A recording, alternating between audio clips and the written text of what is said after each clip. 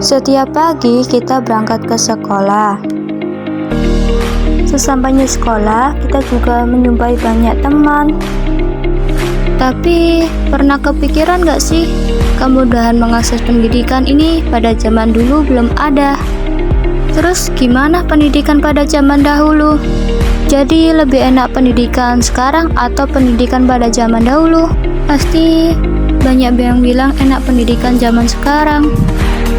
Lalu bagaimana sih kok bisa ada sampai kemudahan mengakses pendidikan?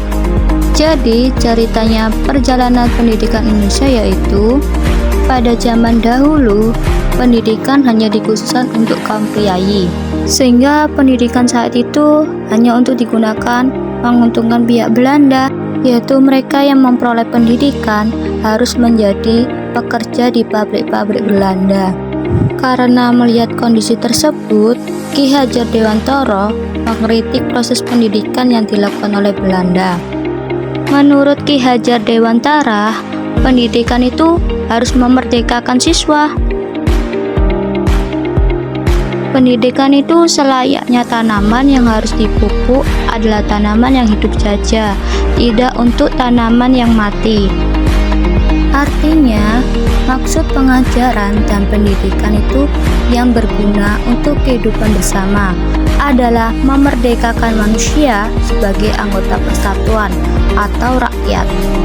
Sehingga Ki Hajar Dewantara mendirikan sebuah sekolah yang bernama Perguruan Nasional Taman Siswa.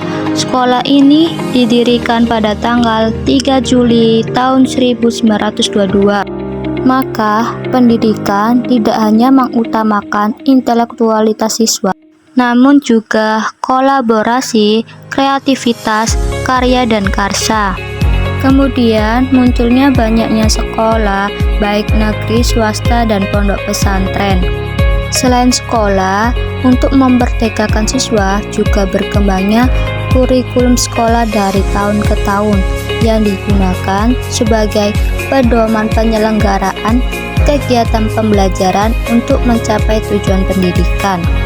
Salah satunya kurikulum pada tahun ini yang digunakan oleh sekolah yaitu kurikulum Merdeka yang diluncurkan pada bulan Februari tahun 2022. Kurikulum ini menggunakan Merdeka Belajar.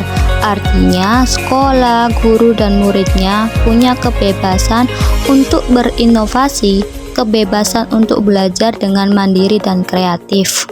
Sehingga, minat dan bakat anak yang memiliki karakteristik berbeda-beda ini dapat dipenuhi oleh sekolah. Hal ini sesuai dengan konsep pendidikan yang diusung oleh Ki Hajar Dewantara yang didasarkan pada dasar kemerdekaan atau dikenal dengan sistem Among, yaitu melarang adanya hukuman dan paksaan pada peserta didik karena hal tersebut dapat mematikan jiwa merdeka dan kreativitas mereka. Sehingga pendidikan sekarang ini menggunakan Merdeka Belajar yang artinya siswa memiliki kemerdekaan untuk belajar secara menyenangkan. Selain itu, pendidikan ini dikhususkan untuk semua individu, sehingga setiap individu berhak untuk memperoleh kemudahan pendidikan.